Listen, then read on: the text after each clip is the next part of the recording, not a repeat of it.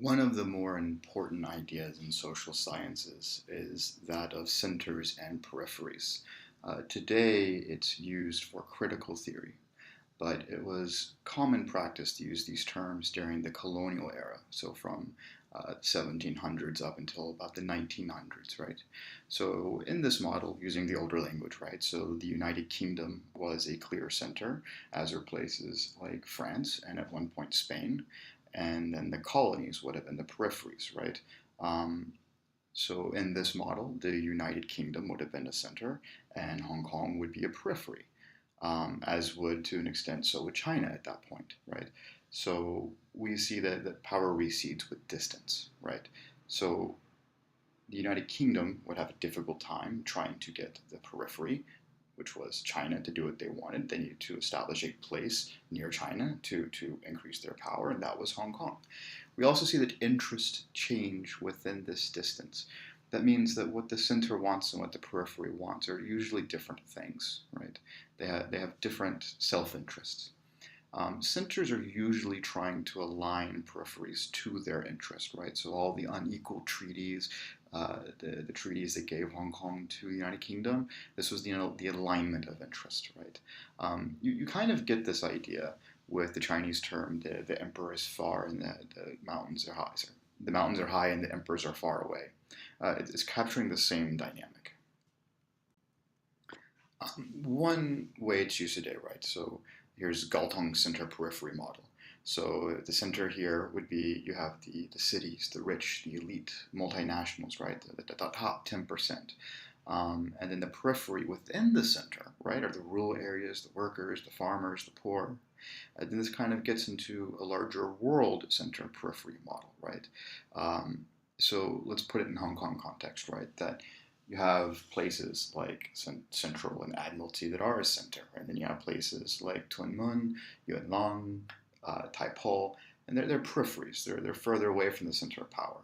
But then if you look at it globally, right, you have Europe and America are acting as clear centers. You have places like Hong Kong that don't sit clearly in one or the other, and you have places that are clear peripheries, like say the Philippines or even Vietnam, right? I'd like to suggest don't just think of centers and peripheries spatially. One of my favorite examples is the Daipaidongs and Central, right? It's kind of the edge of the formal economy. It's places where tax collecting is difficult, where permitting and licensing is difficult, where things like food safety certification can be difficult. One way that centers typically align their interest is with something called legibility. And I'm using a photo here of a forest that has been cleared and turned into a new forest that is all replanted trees and clear rows. They've made the forest more legible by doing it this way. And I use the work of James Scott to approach this, and Scott calls for an anarchist squint. So if you put on the anarchist glasses and look at history of popular movements and revolutions, ordinary politics, and the state from that angle, certain insights will appear that are obscured from almost any other angle. So it's saying let's look at where power is and see how it works, and let's be a little bit uncomfortable with power. And again, this is his idea of legibility. So let's look at an old neighborhood that I used to live in, Baishizhou, which is in Nanshan district of Shenzhen.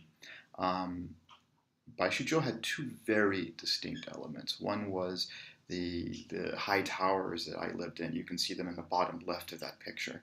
And on the right-hand side, you had this older village. It was about 30 years old, right? And on the right side, you had alleys and Xiao Kao and all these street vendors.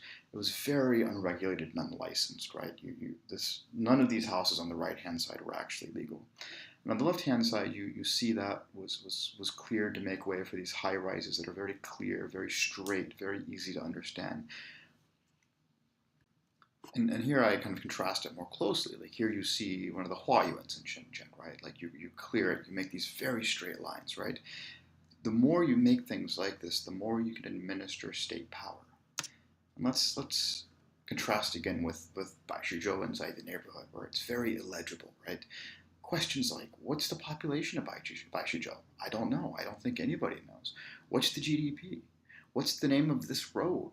Who owns what? Who owns anything, right? These things are very difficult to tell when inside of illegible systems. And I think you can see when you look at this that illegible systems rise naturally. And then if you look at the same neighborhood by Shuzhou from a distance, right, you're looking at the same photo as the first, right? Um, you see it's become more legible. You see all the straight lines. You see the highway. You see even the roads have been straightened out, right? This part of it has been made very easy to see and understand. And through this, you can also administer state power. Let's go back into Baishuzhou again, right? So this is what commerce looked like. On the right hand side, you see a Uyghur selling Shao Kao.